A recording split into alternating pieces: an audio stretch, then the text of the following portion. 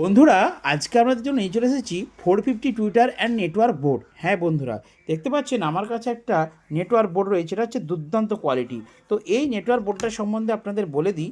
এখানে দেখতে পাচ্ছেন 2.2 ইউএফ প্লাস মাইনাস 5% এমকেপি 400 ভোল্ট, অর্থাৎ মারাত্মক লেভেলের একটা কিন্তু পার্টস রয়েছে এখানে রয়েছে।